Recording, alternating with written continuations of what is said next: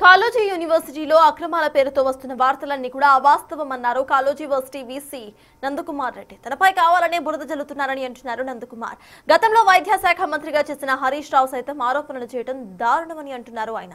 తాను search committee ద్వారా ఎంపికై వీసీగా వచ్చారని తప్ప రాజకీయ నాయకులు వాళ్ల పైరవిలతో పదవుల్లో లేరని అన్నారు నందకుమార్. యూనివర్సిటీలో ఆరోపణలపై పూర్తిస్థాయి విచారణ జరపాలన్నారు. నిజ నిజాలు తేలాలనే తాను కూడా వీసీగా రాజీనామా చేశానంటున్న నందకుమార్తో మా ప్రతినిధి వేణు ఫేస్ టు ఫేస్.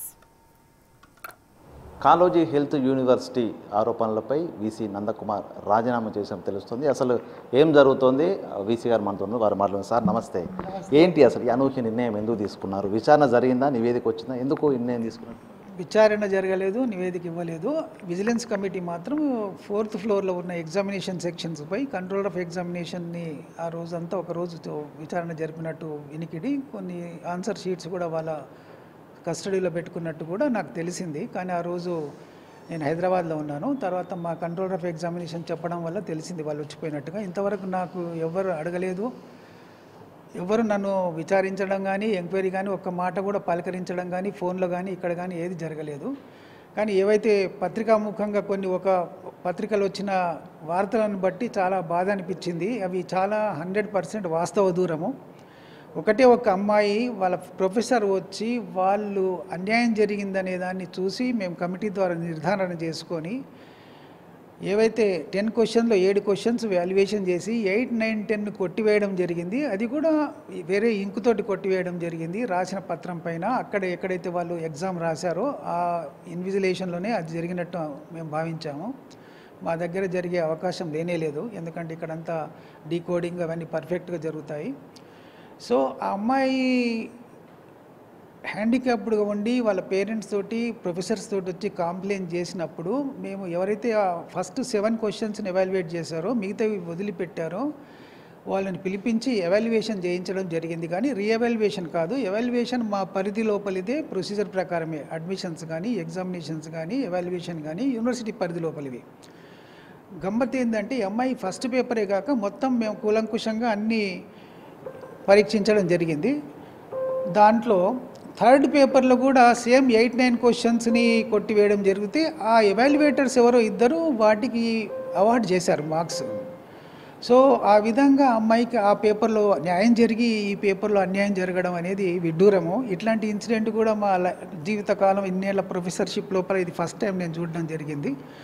అమ్మాయికి న్యాయం చేద్దామనే దృక్పథం తప్ప అక్కడ వేరేదేదు. ఇన్ని దురుద్దేశాలు కడతారని తెలిస్తే నిజంగా ఏ విధంగా వాళ్ళు శిఖరాగ్రానికి తీసుకుపోయినారు. ఒక మామూలు న్యాయం చేసినందుకు ఇంత విడ్డూరమైనటువంటి బాధాకరమైనటువంటి వార్తలు రాస్తారని తెలియదు.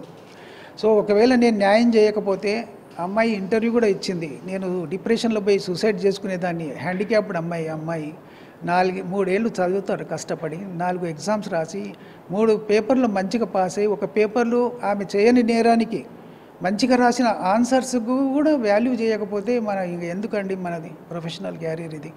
సో యూనివర్సిటీ ధర్మంగా చేసింది, దానికి మేమంతా ఏమీ చింతించట్లేదు. మన న్యాయం చేసామనే ఒక సంతోషం సంతృప్తి ఉంది మాకు. లిట్మస్ టెస్ట్కి కానీ ఫోరెన్సిక్స్ టెస్ట్కి కానీ ఎవరిదైనా 3rd పర్సన్ ఎవరితోటైనా విచారణ జరపవచ్చు. యూజువల్గా యూనివర్సిటీ చేసింది చాలా జస్టిఫికేషను, ఏమాత్రం అవకతవక లేదు. దాన్ని ఆధారంగా చేసుకొని చాలా వాటి లోపల విచిత్రమైన వార్తలు వచ్చినాయి. ఇంకో 5 మందికి ఏదో చేసినట్టుగా, లేక అది క్రాస్ క్వశ్చన్ల మీద ఆన్సర్ రాసినట్టుగా. ఇదంతా సత్య దూరము, ఇదంతా అభూత కల్పన. ఎవరైనా దాన్ని ఏమాత్రం ఒక నయా పైసా ప్రూవ్ చేస్తే దేనికైనా మేము సిద్ధంగా ఉన్నాం, లేదంటే రాసిన వాళ్ళు సిద్ధంగా ఉండాలి. మా దగ్గర అక్రమాలు జరగలేదు, ఇవన్నీ అభూత కల్పనలని మళ్ళొకసారి నేను చెప్తున్నాను. సార్ అంటే ఎట్లా మరి లీకులు 5గురికి పాస్ చేశారు, మార్కులు యాడ్ చేసి ఇవన్నీ ఎవరున్నారని భావిస్తున్నారు? అసలు 5 మందిలో ఎవరు లేరండి. అట్లాంటిది ఏమైనా ఉంటే చూపించమని సవాల్ చేస్తున్నాను నేను. 5 మంది కాదు, ఎక్సెప్ట్ ఈ అమ్మాయికి న్యాయం చేసింది తప్ప ఏ కేసు ఇక్కడ లేదు. అన్నీ సక్రమంగా బ్రహ్మాండంగా యూనివర్సిటీ పకడ్బందీగా నడుస్తుంది, ఉన్న తక్కువ సిబ్బందితోటి కూడా. ఈ విషయం లోపల హరీష్ రావు గారు ఇంతకుముందు వైద్య శాఖ మంత్రి కూడా ఆయన. ఇట్లాంటి వాటికి విచారణ జరిపి ఏది తేట తెల్లం చేయమని చెప్పాలి, కానీ అక్కడ ఇది జరిగింది అది జరిగిందని ఎవరో చెప్పిన తప్పుడు వార్తలని ఆయన సమర్థించడం అనేది చాలా బాధాకరంగా అనిపించింది నాకు.